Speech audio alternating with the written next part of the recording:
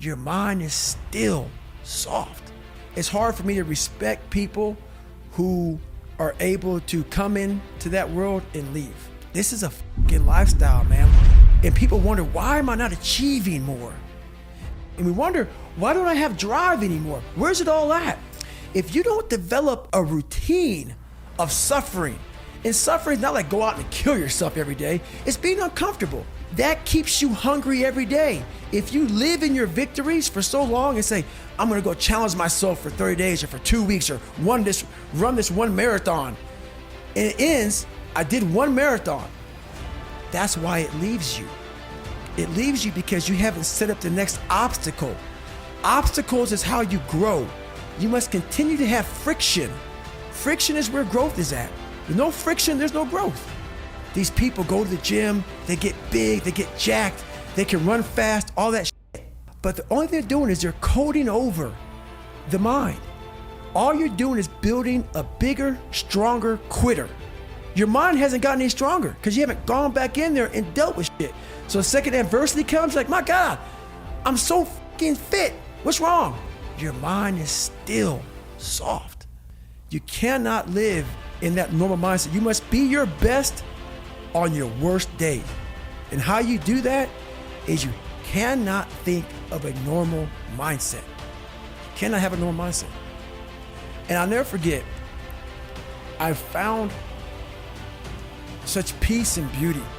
And I got there, I was in the worst pain in my life. And I got done and my wife pulled the car up on my ex-wife, pulled the car up on this little lawn. And I got in the back of it. And I got up the stairs. I'm not gonna go through the whole story, but I remember laying in the tub. And she put the shower on me. And I ran 101 miles in like 19 hours. And I was like peeing dirt out of me. And I'm sitting there and I'm jackhammering. And my body is just the most broken it's ever been, even to this day. And this feeling came over me. Call it crazy if you want, but very few people, I guarantee, have ever felt this before, to push themselves so far outside of what they thought was even possible, even for me. I laid in that tub and I didn't want it to go away. I had drained myself of every bit of strength, energy I had.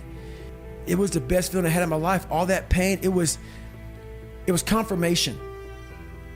It was confirmation that I had gone through a crucible and I had figured out another level of David Goggins, a level that I thought was humanly impossible for anybody to do. When I was at mile 70 and pissed all over myself and I had 30 more miles to go and I was damn near dead, and I was able to go 31 more miles. In that process of the next 31 more miles, I found out more about myself in that 31 miles than I ever have in my entire life. The conversations, the mental blocks, the roadblocks, everything horrible. It was just feeding at me like light speed. Get the out of here, man. But I was able to figure out different tactics. And when I finally got done with that and I laid in that tub and it was over, the feeling of, my God, man, you just really discovered a whole new world, a whole new part of the brain that I guarantee very few people have. So it's a feeling I can't even describe. You learn from people who are willing to tell you, this is where I started from. This is how much I fell on my fucking ass. This is how bad I used to really be. I still have those moments because why? You're human. We're all jacked up, man. We're all jacked up. And that's what makes my story relatable. I'm willing to let you in to see I'm decently successful now. But I didn't come out like this, man. I didn't come out, that's the story, is you have to give people just a little bit of hope. There's no hope when they just see greatness in you everywhere. You have to be able to get yourself down to a level of check it out, man. There's hope for you. That's all I'm trying to give you. Just a little bit. I think pushing yourself physically is the #1 factor of life. That is the true spot where you can really dive deep into. Life's about self-discipline. It is about self-discipline. We tend to do the things that are easy. And that is it builds no mental toughness. It builds no mental hardening. It builds nothing. When you work out working out is where you can build that the fastest. Because it's a constant, it gives you instant feedback. Yeah, you may not lose the weight you want to real fast, but the discipline it takes, it transfers over to all aspects of your life. It's not, people, man, why are you always working out? Stop looking at it that way. This is the foundation of life. The first thing you see is your reflection. If you don't like what you see in the morning, you lost the war already. It's not about even liking what you see. It's about looking in the mirror and you may start, man, I feel different. That reflection is not everything. It's a feeling you're supposed to get. In life, once you leave your house, the war begins. In your house, you have some control. And that reflection in that mirror, you have to control that reflection in the mirror. That's how you start your day. If you leave your house feeling like, okay, I can fight. I've established the mentality to fight. And all that comes from working out. It's not just from, you can't find that in the office. I honestly want to be considered one of the hardest men to walk the planet Earth in the history of the world. And what I mean by hard, I'm not talking about the guy who does the most pull-ups, the most sit-ups, runs the most. Just a person who's able to overcome any adversity in front of him, to figure out a way. Hardness isn't about all this physical, man. Yeah, it helped me get to where I'm at. But all I was doing in the whole process, the process wasn't to be ripped. It wasn't to walk around with my shirt off. That wasn't it. I knew through the physical challenges, through the physical suffering, my mind was getting stronger.